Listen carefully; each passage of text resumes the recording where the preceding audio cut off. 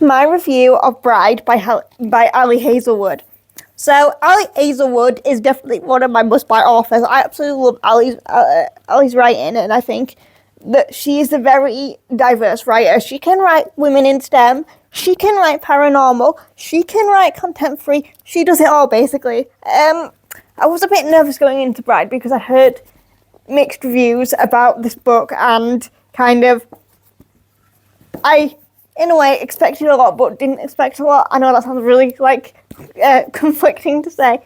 But actually, I really loved most of this book. I thought, because of everyone's outrage about, it being, wolves and stuff, werewolves, that there was going to be way more spice. And I think that's the only thing that I missed out on, because I love my romance, but it has to have some kind of good spice, and this didn't have much spice in it for me. But that isn't to say that someone else could read it and be like, oh my god, that's the spiciest thing I've ever read, and I never want to read anything like it ever again. Probably because it's like wolf shifters and everyone gets really, really awkward and cringy when it comes to shifter romances a lot of the time. But I'll read the blurb. So it says, Misery Lark, the only daughter of the most powerful vampire councilman of the Southwest, is an outcast again. Her days of living in anonymity among the humans are over, and she has been called upon to uphold a historic peacekeeping alliance between the vampires and their mortal enemies, the Wares, and sees little choice but to surrender herself in the exchange again. Wares are ruthless and unpredictable, and their alpha, Lur Morlan, is no exception. He rules his pack with absolute authority, but not without justice, and unlike the Vampire Council, not without feeling. It's clear from the way he tracks Misery's every movement that he doesn't trust her. If only he knew how right he was, because Misery has her own reasons to agree to this marriage of convenience, reasons that have nothing to do with politics or alliances, and everything to do with the only thing she's ever cared about. And she's willing to do whatever it takes to get back what's hers, even if it means a life alone in Were territory, alone with the wolf.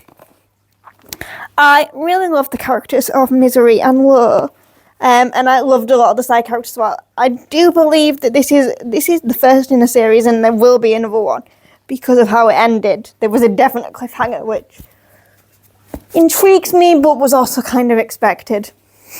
I do think there is something to say about these types of books that if it's an author's first foray into paranormal romance, you can kind of see the cliches from it, because of course we know that most paranormal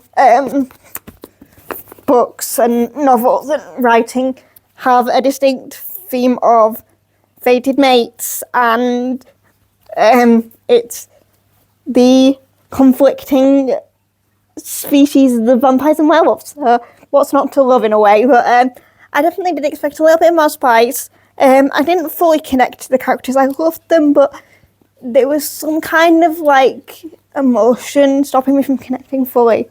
Lack of emotion even to stop me connecting. It's like they were very 2D at times, and I did find the plot itself a bit jumpy.